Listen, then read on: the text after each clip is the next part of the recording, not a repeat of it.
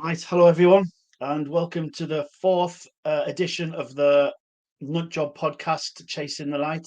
Today's edition is all about the Rawthey Project and the founder of the Rawthey Project, Brian Capstick. I'm going to bring him in. Hello, Brian. Hey, Trav, how are you doing? Yeah, not too bad. How are you today? Yeah, good. Yeah, good, thanks. Good. Enjoying a bit of summer weather. Yeah. Well, thanks for coming on. And today's all about you and the Rawthey Project and what it means and the background and stuff like that. So, you just want to sort of give us a little bit of a background about yourself and where you've come from and stuff like that. Sure. So I left the army in 2005.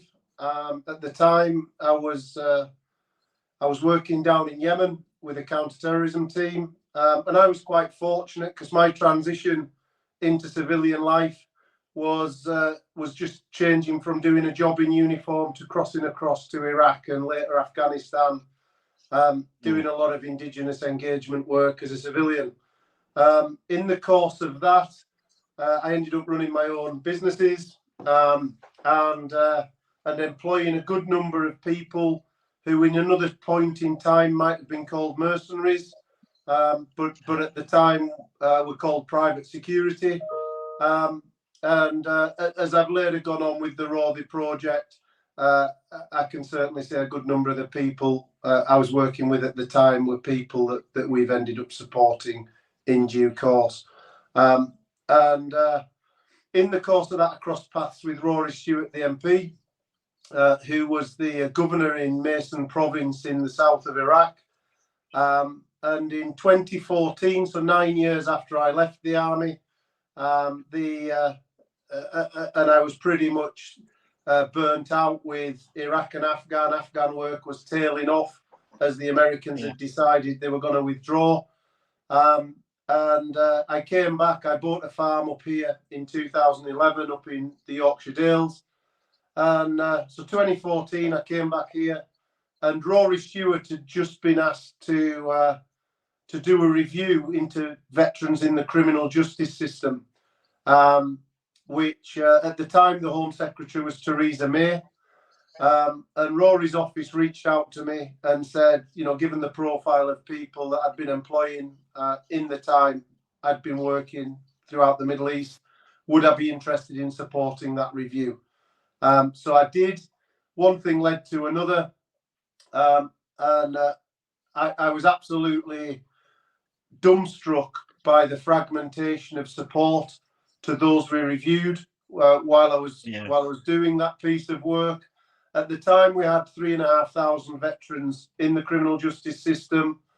78% of them were violent offences, and almost the same number had been engaged with children's services pre-enlistment, and 52% of those had domestic abuse in their offending history.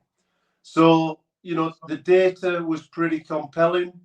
And it set a picture and a pattern that many of us will recognise about some of us joining the army because we wanted to get away, and for different reasons.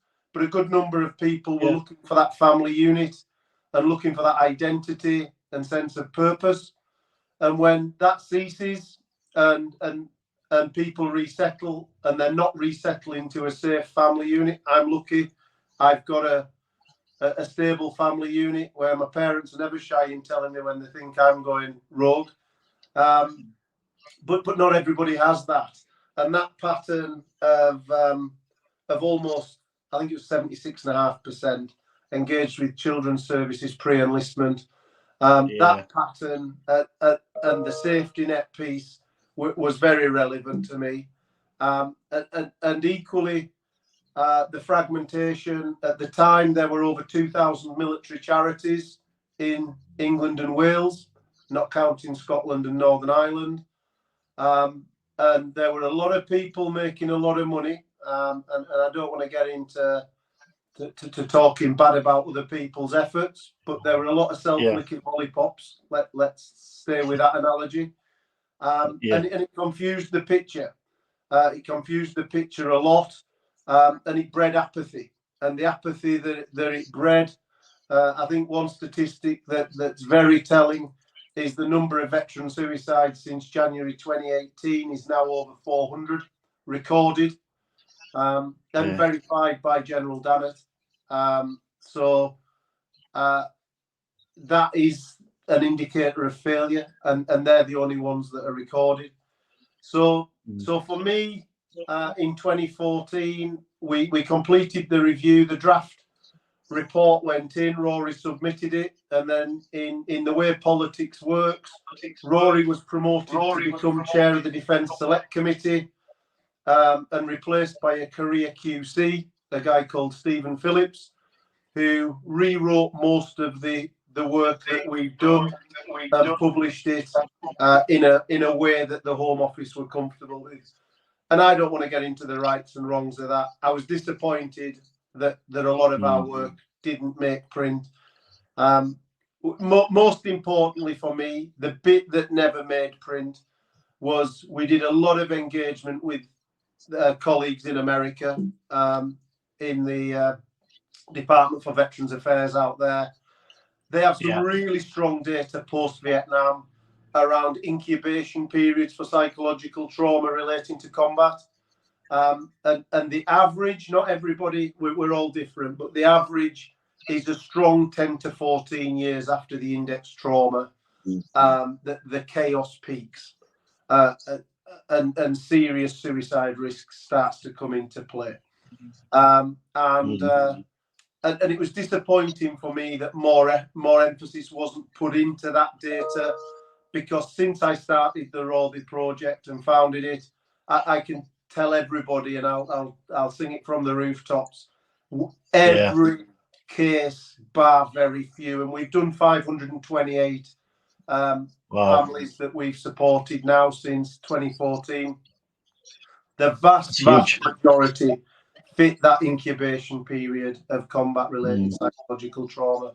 And the difficulty is, of course, that the in-service community, the chain of command, the Ministry of Defence, they lose sight of lessons that can be learned, because the manifestation, the incubation of what's happening occurs post-service, and there's no mechanism to capture those lessons.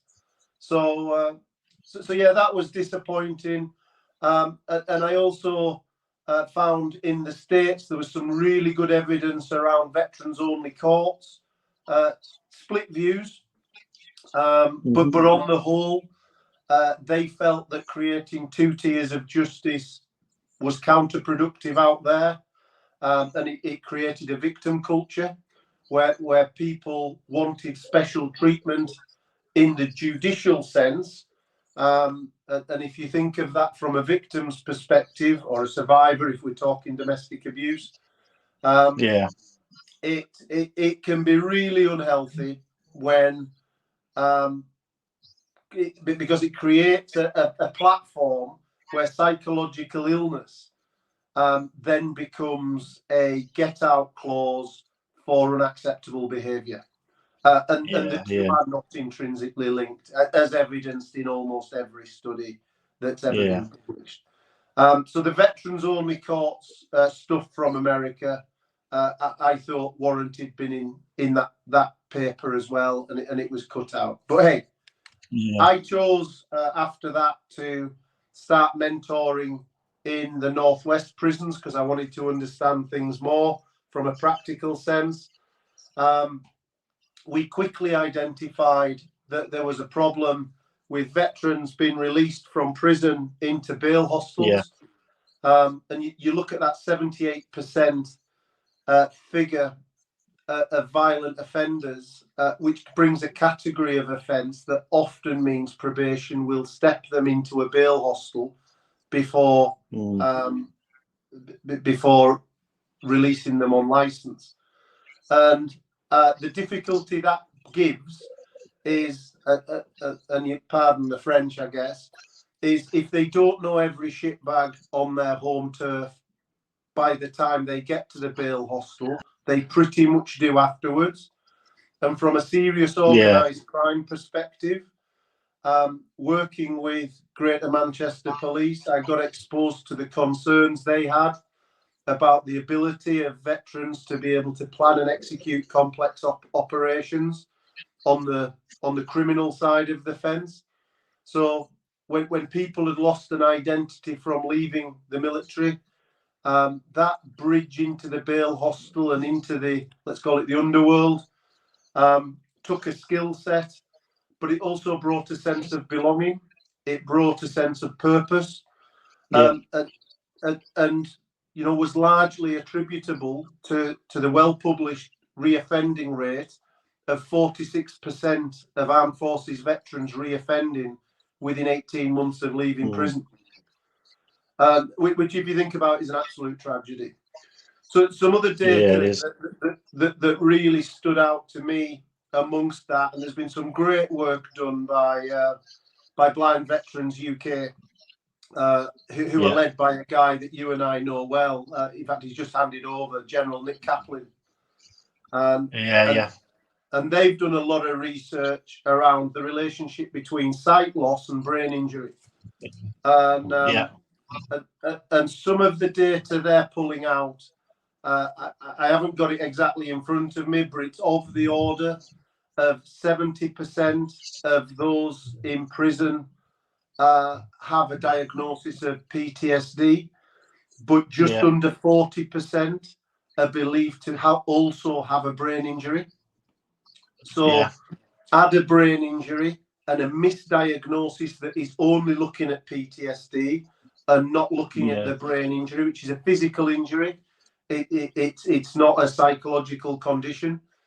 Add that brain injury to the mix that's going unaddressed, and all of the emotions and behaviours that come from that if it's untreated, and you start to see a sad inevitability around that 46% reoffending rate within 18 months.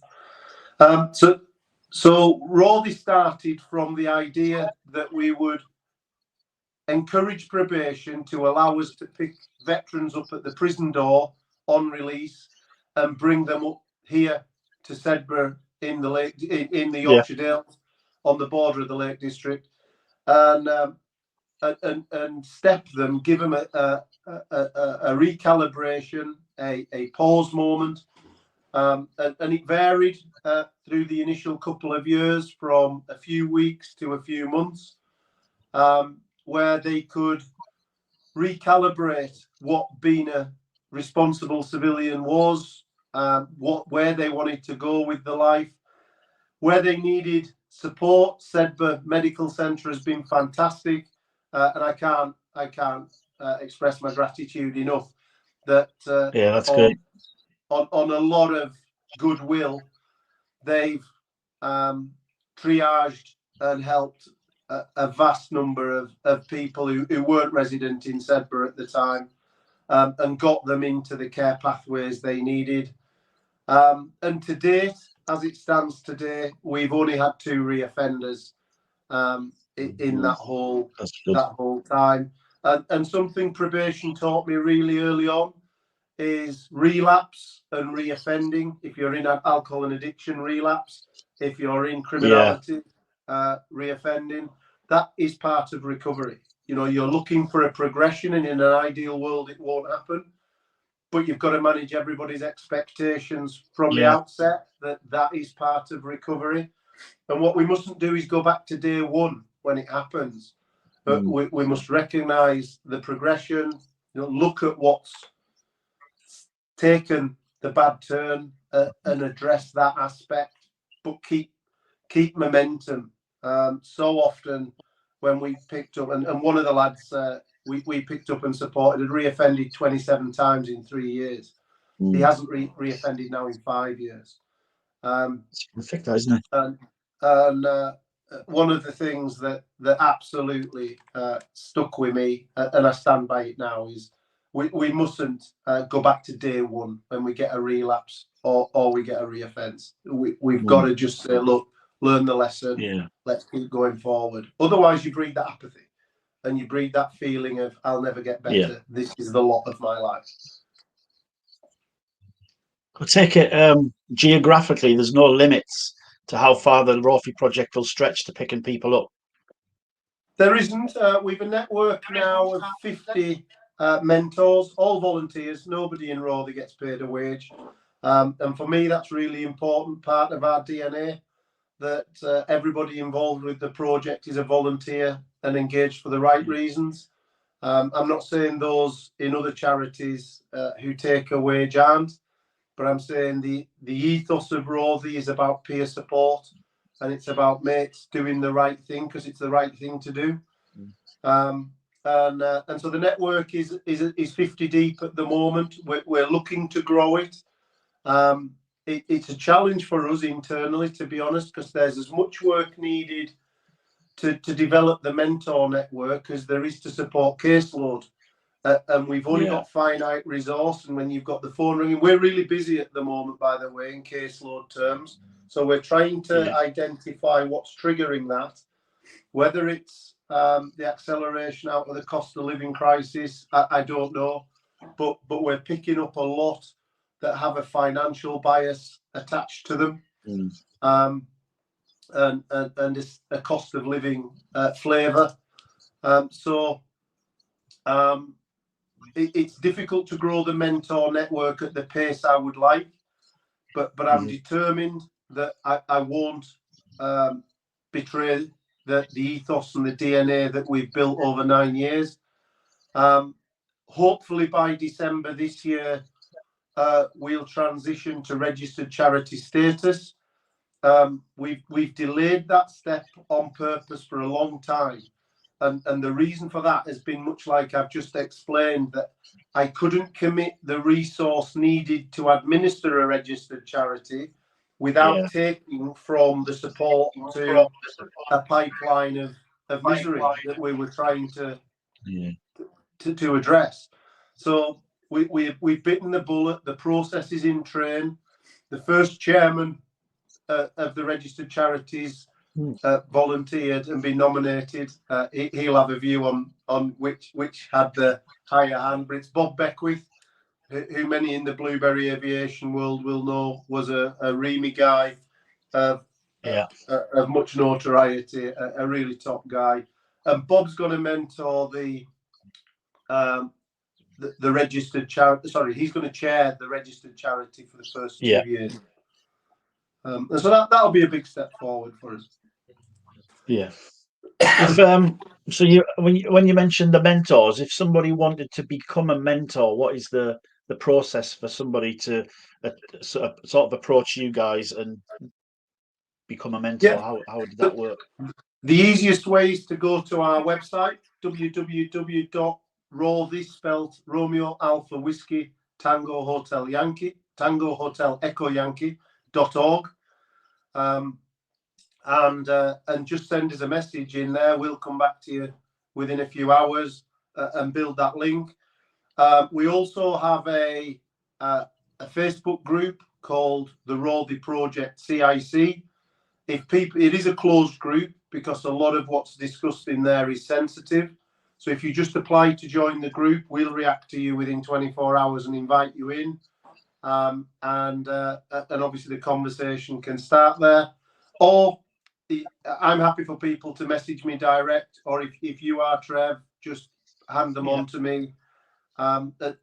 What works best for us in Rawthey is where it's organic growth and people are introduced through somebody who knows somebody, because it helps us keep a good understanding of the characters of people that we're bringing in. Yeah. Because as you can imagine, and we've learned the good and the bad way, that so often people mean well, but not everybody does, and there are a lot of predators out there in the veteran charity space that we have to guard against, because we're going to be introducing them to vulnerable people who need our help, and so it works best if we can get an introduction from somebody who's already working in Rawthey. But that's not essential. It just takes longer if we've got to work through that. Yeah. I was going to ask, where did you the Rawthey name itself? Where did that come from? How did you come up with the Rawthey project? Yeah, great question, Trev.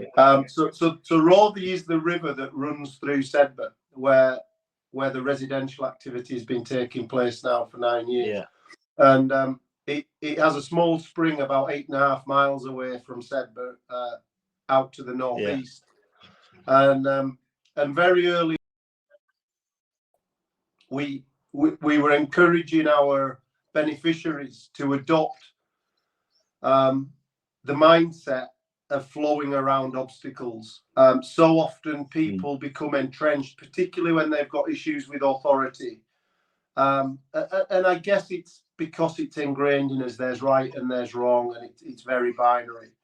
But we spend a lot of time saying to people, think like water. When you hit an obstacle, flow around it, because you're just going to waste energy trying to push through something that's immovable. And in wasting your energy, you could take yourself into a dark place. And then we pull other metaphors out of it. You know, you look at what's able to live in a river, you look at what thrives from a river, and look at the force that when that river meets another river, the River Rawthey meets the River Lune and flows out into Morecambe Bay estuary and into the Irish Sea. And from there, you can access the world. So we build that metaphor of think like a river. And for a lot of the time, guys, particularly in their first few weeks when they come up here, they'll spend a lot of time on my farm down by the river, getting that mindfulness, recalibrating thoughts, and just taking that refreshing experience you get from just water flowing past you and your mind wandering.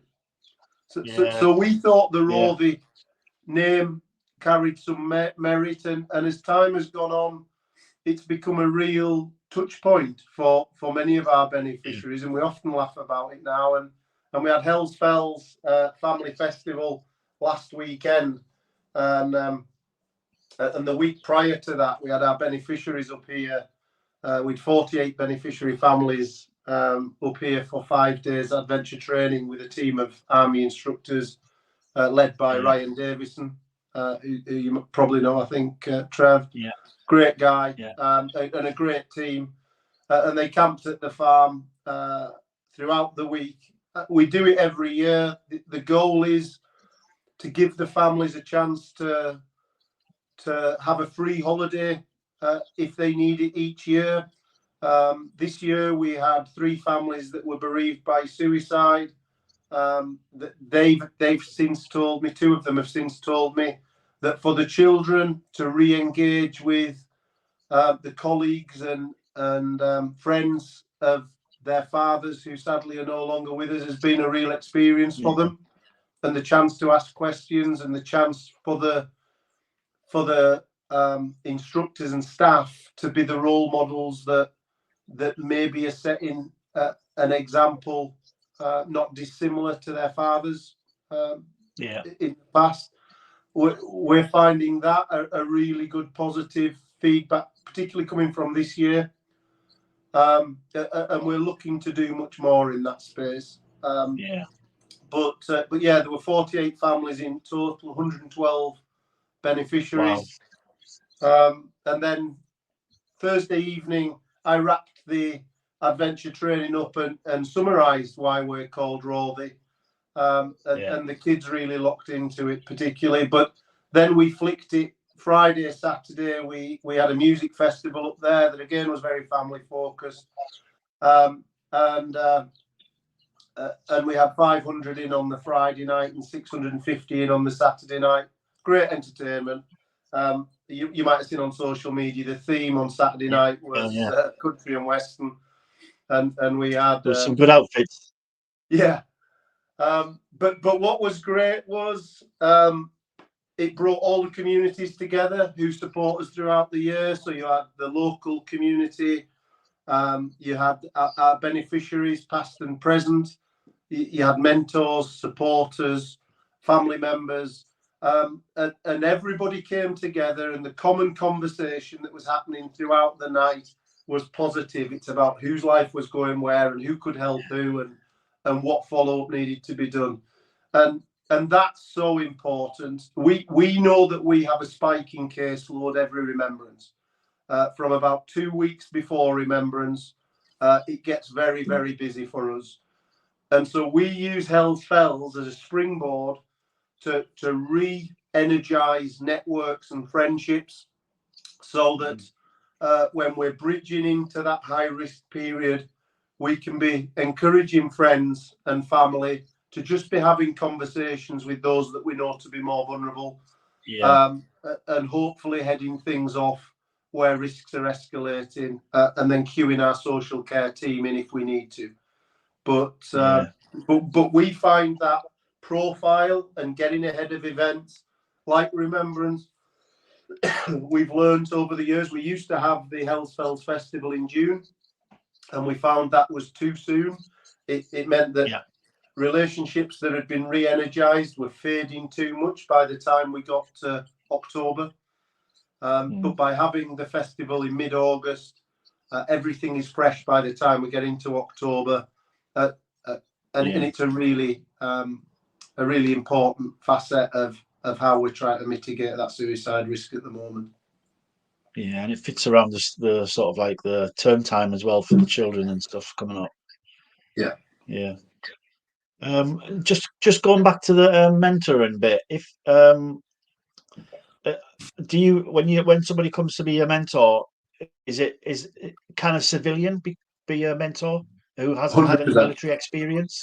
100%, because so often the forgotten cohort in all this piece is the families, and it's not uncommon for me to be in conversations with social workers, care workers, and have to remind them that success is about a veteran becoming a successful civilian.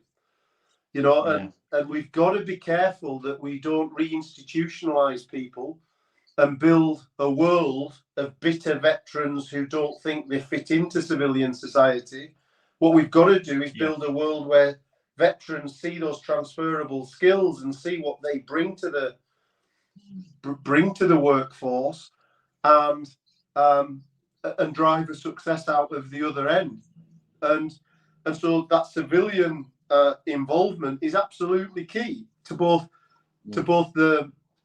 the families who all too often get wrapped up in the chaos and misery, but also to finding those pathways of employment and education and training that they need to go on and make a success of their lives. So I think that makes like charities and support groups, that makes them grow, obviously, as fundraising. And if somebody, say if I wanted to get involved with fundraising with the Rawthey Project and I wanted to do an event to raise money for the Rawthey Project, how could I do that? Is it just a case of getting in contact with you guys? I know if you might want to explain, Scott, you did the London Marathon, didn't he? So you would have had to have applied for a place on that as the Rawthey. Yeah, absolutely. Same format really as mentors. Go to the website, rawthey.org, or message us directly. We'll always welcome people fundraising.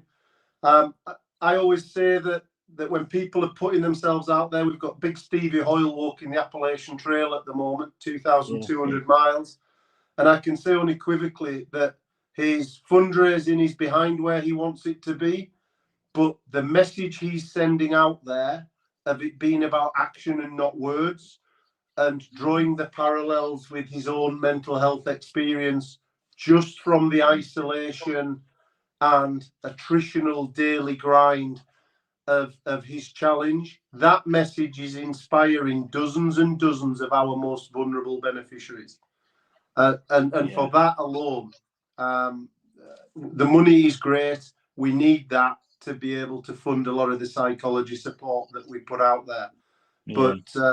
But the deeper leading by example piece and actions, not words, is just as, if not more important, Trev. Yeah. You went out to visit Steve, didn't you? How was that? How was he getting on? It was brutal. I mean, I don't know how I could explain it better. it was I mean, he stitched us up a bit really. When he first got out there, he was starting at 8 miles a day, and he took me and Scott Kelly straight to 22 miles on the first day. But my goodness, it is hard underfoot, rocks, roots, because it's been trafficked so much along, you know, the very same route every time. And 90% of the Appalachian Trail is in the tree canopy. So you can only see 20 or 30 meters left and right, and it starts to feel really claustrophobic. So Quite dense. Yeah, so I get it. You know, Steve, he's really having to bite down on his gum shield to keep pushing through, and I really take my hat off to him. I'm very grateful. Yeah, what's he been doing to try and sort of counteract that isolation of being on your own when you're walking along there? Has he got any sort of like tips or? Yeah, I mean, the main vulnerability that bit at him early on was he had a bear in his camp one evening, and he was in the middle of nowhere with no phone signal or anything, and it just brought his vulnerability home. And he's obviously encountered snakes and all sorts of wildlife since then. But he's found himself reflecting on the purpose and reason he's doing it. And Steve has mentored 3 or 4 of our most difficult cases in recent years, and done really good, from double amputees, heroin addict, a heroin addict, and a couple of lads with complex needs. And he's taken his mind back to there and aligned the challenges he's facing with the challenges he's seen them facing, and that's brought his motivation.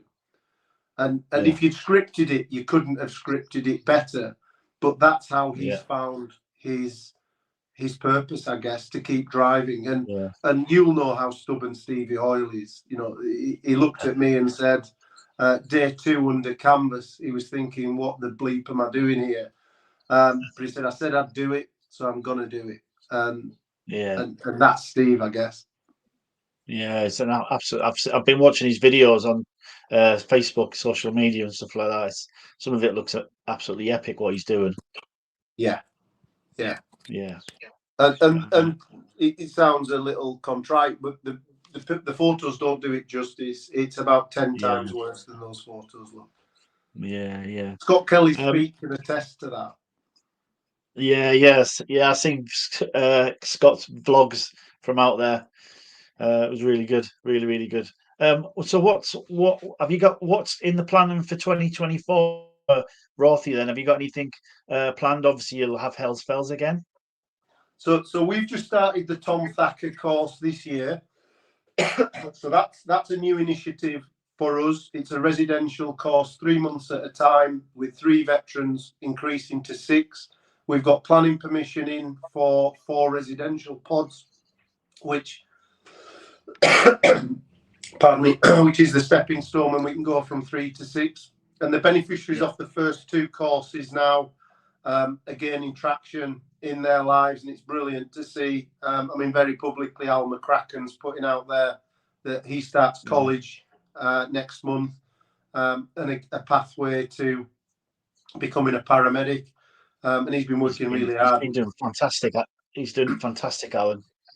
And you have to kind of keep pinching yourself and remember, Alan started when we picked him up on the 24th of December last year. He was street homeless in Falkirk. Alcohol and cocaine addiction absolutely had gripped him. He'll talk very honestly and openly to anybody who'll listen. And he's gone through the Tom Thacker piece. We named it after Tom, quite emotional for a lot of us. I first met Tom. We run a Veterans Christmas up here every year and invite veterans and their families, hosted by the Dalesman and Mike Garnett's team. They do a fantastic job. Last year, they put 24 families up and gave them a free Christmas. And in 2020, the Christmas 2022, Tom had come up. We'd not had any interaction with him. And I only got half hour with him. He was a REMI guy who'd spent time in Watersham with 653 Squadron and 7 Battalion, as well as deploying with the Paras from Colchester. And Tom's demons got hold of him around May 2022. sorry, it must have been 2021, Christmas 2021 he came up. Around May 2022, his demons got hold of him, but he was trapped in supported living. And what a lot of people don't know is supported living attracts a premium of £1,500 a month if it's a supported framework. And for somebody who's been street homeless that goes into a supported living framework, they have to find an employment they can step into that compensates that £1,500 a month, as well as replaces their benefits. Well, Tom couldn't find that because he was really struggling with his mental health. He had a lot of appointments he had to make and a lot of commitments. And sadly, in September last year, his demons got the better of him, and Tom ended his life. And we said it just cannot be in vain. And as we went back and reviewed it, it came to light that he was being sanctioned by DWP at the time for not attending his statutory interviews. They didn't know in the DWP that he was with Up Courage and under intense psychological support because he was in crisis. So the DWP, without any doubt, every time I engage with them, they want the best for the people they're trying to support. But if they don't have the information, the absence of this multi-agency framework meant those that were trying to help him were actually making his life more difficult and adding to his pressure. So he was trying to live on £200 a month in crisis. And that supported living trap, and for some people it's essential, but it's really difficult to find a gateway out of it. So we named the Tom Thacker course after Tom, and we're pushing ahead with that for the rest of this year and next year to get the build done for the living pods, and to get that up to a throughput. We want to push 96 beneficiaries through that in the next 4 years. And I'm adamant we have got to be in the space of supporting the most vulnerable. And it raises loads of questions. We're going through Care Quality Commission registration at the moment. And it's really interesting how and I don't want to downplay anything, you know, I have the utmost respect for clinicians and people who've spent years and years at university. But I do draw a line and say there is a point where peer support and a trusted third party brings a dynamic that a clinician can never bring, because it's trust and continuity. And where we can align peers who've walked a mile in similar shoes, where, you know, you and I have spoken in the past about the example of yours with a parent, you know, going through the loss of their child, the value that you bring as a peer that can draw on your experience of walking those miles in that shoes is a much undervalued component of a complex recovery framework. But ironically, I see that as the critical element, because it has trust and it has continuity. And they're the two elements that all too often, when you go to coroner's courts to review suicides, they're cited as being the failures in the care provision. So for me, the Tom Thacker course has to be peer-led, and it has to integrate statutory agencies and clinicians, but it has to have peer support right at the heart of it, because it has to be credible to those who need the support. What is the program like? What does it entail, the Tom Thacker program? So we bespoke it for everybody coming. They all get their own personalised recovery plan. But if I give you some flavour of it, the first 24 hours they're here, they'll go to the medical centre and have a full medical, kind of fit to attend, I guess. But it's much more than that. It makes sure that any addiction, alcohol, or deeper rooted issues are addressed from the outset. And we do that in a way that it's transferable back into their base location. So if they're plugged into Up Courage, for example, for mental health support, we'll make sure that from the initial uptake, the bridge is built back into their own Op Courage framework, because every network, every region of Op Courage in the country is different. The first 4 to 6 weeks here is all about nutrition, exercise, and sleep, and really baselining the value of eating the right food.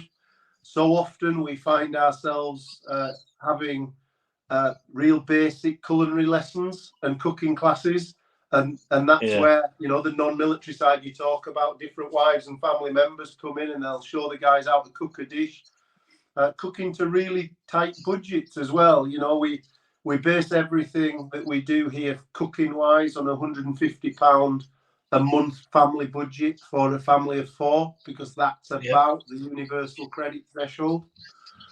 But pushing nutritious food out at that by employing things like batch cooking, by using subprime cuts of meat where we can in dishes, so to make the affordability possible. So we do an awful lot around nutrition. Exercise, you'll see plenty going out in the Rawthey Facebook group of taking the guys and girls out of the fell and into nature. We all know that the best place for our headspace and when we need to clear our thoughts is get out into nature and get our hearts pumping with a bit of exercise. And then the sleep component, I go very strong on here. So often people in crisis will turn night into day and vice versa. And sleep hygiene, you know, it sounds a bit whiffy waffy and trendy, but sleep hygiene really does work. And you know, we've worked into that first 6 week a journal, and our psychologists are complimenting us that by getting guys and girls to complete a journal an hour before going to bed, they naturally reflect on what they've achieved that day, and it gives them a touch point to reflect back on periodically, whether it's weekly or monthly, and look at where they were and see for themselves the progression in their own words. So that first 6 weeks is very much a stabilization phase, where nobody's been judged. We're all a team and we're all trying to manage the chaos together. And then the second 6 weeks is all about that transition to independent living and sustainable employment. And for some people, that employment is one step. For some people, they'll bounce into education and training. We're increasingly finding that those struggling with addiction and alcoholism really benefit from going into an adult learning environment, because it introduces them to a new social group. And a lot of guys and girls are going into those social groups as the oldest person, so they find a level of respect from the peers on the course that they've never been used to before, and it overcomes that perception that civvies don't get us. Well, they do. You've just got to engage with people in the right environment, and they're interested in your life experience, and they will be guided by you if you do it in the right way. And the qualities of timeliness, discipline, getting the job done, all of that weave into that and setting the right examples. Of course, leaders like our veterans been in the mix. Sometimes with guys coming out of prison, safeguarding can be a challenge. But all too often I'll take on the university. Central Lancashire are really good now, but at first they were a challenge, where I had to kind of take them to the mat and say, if we're not prepared to educate people, how on earth do we expect them to change their lives? And I get the safeguarding concerns, and we don't work with sex offenders. I should have mentioned that earlier. It's a specialist space. It's not for us, and it wouldn't fit what we do.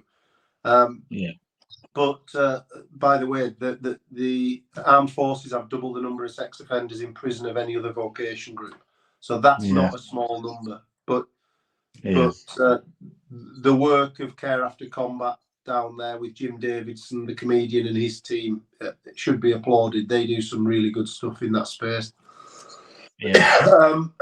But yeah, we've got to work through safeguarding challenges, but we've got to be happy to educate people, you know, and to get them aligned to reach their potential. Because we've some really talented people, but if they're misaligned and their skills have been misunderstood, of course they're going to end up at the Yeah. bottom of a food chain, feeling like nobody gets it and they don't belong there. Yeah. Yeah. What? So when somebody comes to the end of the Tom Thacker project, what's the aftercare like? What the follow up? So they'll be picked up by a mentor when they first ask for help, and the mentors will, with the support of our social care team. So we have a small team now that has a couple of social workers in it. They all volunteer in their spare time. It's got an NHS crisis nurse in there. It's got a children's service specialist. And where we come across real complexity, the mentors draw from that experience and advice. And I could tell stories forevermore about the value that brings us is incredible. Yeah. But that triage piece, as they pick people up, we've just picked up 2 recommendations today for the next 2 Tom Thacker courses. They then get interviewed by the course leader who goes to their home location. One of those has just happened today down in Derbyshire. And we assess, is the Tom Thacker course the right intervention for them? You know, is a peer mentor residential where we're integrating and getting all the different services and agencies into line to build the momentum out of their misery? Is that the right thing for them? Because it isn't for everybody. And that is the start of the process. So the relationship with that mentor is built when they're at their lowest ebb. When they finish the Tom Thacker course, in the last 2 weeks, we intensify the re-engagement with that mentor, so that stepping stone back in to their base location, the place they're building their life with their employment, their family, and everything else going on. That mentor who stood by them in their darkest times is the mentor that will then help them punch through and achieve their potential. And we find that really powerful, because that bond and that trust allows that mentor to challenge when, because going back into what's sometimes a broken environment, if it isn't managed, that can be a slippery slope of inevitability to relapse or reoffending. So we need a framework there that will do that challenging. And the mentor that was with the person in the darkest time has built the relationship with the family as the recovery process has happened. We find is often a good bridge into challenge as those location, those environmental factors start to bite into a recovering veteran. And so that stepping stone back to that mentor. And then, of course, the mentor has the whole recovery plan that the veteran leaves Tom Thacker with, and all of the touch points of the different agencies that have been engaged in their time here, be it mental health, be it addiction, alcohol support. So sometimes it's domestic abuse support. Sometimes it's a wide range. But that's why everybody has to be treated as an individual, and their recovery plan has to be bespoke. Yeah. Do you try and when you match a mentor with someone who's come off the Tom Thacker program, do you try and match them logistically? So do they have like face-to-face contact? Yeah, there's a lot of work goes into that right at the outset. So when somebody asks for help, Paul Landon leads our outreach team. Paul is a very busy guy on Rawthey stuff. And Paul will do the initial engagement. And Paul's job in that piece is to understand the individual's background and the challenges they face, and then to look into our pool of mentors and assess who will be the best fit for that person. Sometimes, and no 2 people are the same, sometimes it's better to have somebody that they've never known, but that they'll respect because they've shared experiences at some point in their lives. But at sometimes the beneficiary will ask for somebody that they knew. Andy Eardley is often asked for with Blueberry Guys. because he's known for being quite stoical and not taking nonsense. And where we can align that and not overwork certain mentors, we do. But it's important that we don't introduce too many people. So once we've aligned a mentor, unless there's a really compelling reason to change it, that person will be the person who stays with that beneficiary through their whole recovery. And that could be 3 years, 5 years. We're finding that those friendships that are built kind of last. And Hellsfells this time is a good example. There were guys meeting up here. In fact, Jenna won't mind me mentioning, Jenna turned up on Saturday as a surprise for me. I first mentored her in 2018. Hadn't seen her since 2021. And one of the guys arranged that surprise. Jenna and the kids came up. Fantastic. Great to see her and to listen to how her life's moving forward. And Jenna is regarded as a friend of our family now in every way. So, and that's how it works for all of us. You know, you can't help. And again, I have many a jousting session with social care teams who say you're not supposed to become emotionally involved. Well, I'm sorry, I don't agree with that. If you don't give a shit, you shouldn't be in the space. And for me, it's absolutely what we all kind of signed up to. And I'm in a good space today. I've been fortunate, but I'm absolutely tuned into. I might not be tomorrow, and I firmly believe that it's very much a lottery. And yes, the dice can be loaded against you with life experience up to your exposure to combat trauma. But I firmly believe you can be okay today and tomorrow it can be very different. And if it's different for me tomorrow, I just hope people will do what they can. And that's what we try and do. Yeah, it's absolutely, sounds absolutely amazing. I'm in awe of what you guys are achieving, and what you do for people who have ended, like you said, end up in prison and coming out with no support whatsoever. So I think it's absolutely fantastic. So looking at the bigger picture, what is it long term? Your goal, in a way. My goal, or the goal of Rawthey, is not to need to exist in 5 years' time. So we've got a guy called Dr. Ross Dunlop who heads our case review team. His terms of reference, his brief, is to identify the lessons that the data is showing us, and to feed that back into the current chains of command management teams, be it in the military or in the military charity system, and help them to get better and make better decisions. And I believe that can be achieved within 5 years. We'll have been at it for 15 years then.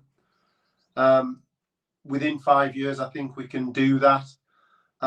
And where we develop best practice here, unlike some others, I'm not going to be protectionist. The peer support drum that I keep banging, I want the Royal British Legion to waken up and see that they lasted for 100 years at the vanguard of veteran support, because they used to have British Legion clubs in every town up and down the country where peers could meet and support each other in a relaxed framework, in a place where they all identified. And it's no secret that from the Iraq and Afghan campaign onwards, as those pubs and clubs shut down and that platform for interaction fell away, and a much more clinical kind of professional support network came into being, things changed, and the relationship between those in need and those who were there to deliver changed as well. And I hope one of my goals for Rawthey is that we can evidence and demonstrate the value of peer support in an academic format using Ross Dunlop's team, which incidentally we've now got 3 serving members on the board of that team. So it's crossing in service and veteran worlds, so that we're getting that link back in service really efficiently. And I think we can do that in 5 years' time. Yeah. It is intense. It's really busy. I've got to be realistic that I don't have the energy to push at this rate indefinitely, and neither do our team. So we've got to make the best of the time and resources we have now. And that's got to be around data, evidence, and that whole lessons learned loop. Yeah. Are you got so I'm just thinking of obviously if somebody needs support any time of the day, are you 24/7 contactable? It would be wrong of me to say we're 24/7, but a message into our group will be picked up every couple of hours, and it'll be responded to immediately. It's picked up. As it stands right now, we have very firm advice that is anybody in crisis dials 999. And so often I find myself, even with our most senior mentors, having to nudge them and remind them, because it is a big boundary to some people, that decision to dial 999. But it's for the emergency services to downgrade it if we're wrong. They're the professionals. Let's give them the decisions to make. And if it ends up being a 101 call, or it ends up being a referral to community mental health later in the week, let them make that decision. But let's not send mixed messages with lists and lists of numbers and emails and all the rest for a chaotic person to try and make sense of. Let's ask them to remember one number 3 times over. And that message for me gets muddied far too often. That if anyone's in crisis, if anyone even feels unwell psychologically, just dial 999. They'll downgrade it if they don't feel you're an emergency, but let the professionals make that decision. Yeah, spot on. So next year you're going to run Hell Spells again? Is it going to be similar time of the year? Yeah, 9th and 10th of August will be the music festival piece. 80s theme next year. So I wonder how many Freddie Mercurys and Bowies we'll get. But yeah, 80s theme next year. And the adventure training, if there's any veteran or serving families out there that want a week away, mixing with like-minded people, it starts on the 5th of August next year, and they're very welcome to join us. Brilliant. And before we finish, Brian, do you want to just repeat your website address and everything, so if people want to find you, how they can find you? Yeah, absolutely, Trev. It's www.rawthey, spelled Romeo Alpha Whiskey Tango Hotel Echo Yankee.org. Yeah, brilliant. Well, Brian, thanks very much for coming on. I just want to say, I think what you're doing as a person yourself and as a collective, as the Rawthey Project, is inspirational. And I just wish you all the luck. And if I can, I'll try and make it up next year to the Hell Spells. I'd definitely love to come along. Obviously, work committing, but yeah, if I can get there, I'll get there. As long as you'll have me. Absolutely, love you up here, Trev. And you keep let me bounce that back at you. You keep doing what you're doing, because it is making a difference. I know sometimes it can have an adverse effect on you personally, but I know you take a lot of strength from that as well. But we all look on and take inspiration from you battling on too. So keep doing your stuff. And between us all, if we all take some ownership of each tiny component, that jigsaw will come together. Yeah. I'm quite passionate, and if I can help in any way, then I will. With my life experiences and stuff like that. So I'm always here to help if need be. Thanks, buddy. Appreciate it. Thank you, Brian. It's been fantastic having you on, and I'll speak to you soon. Cheers. All the best, Trev. Cheers, Brian. Thank you. Bye.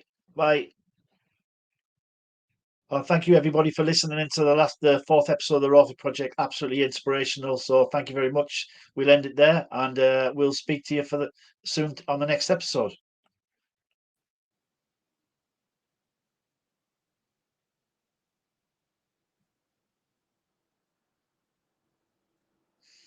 Is that all right, Trev?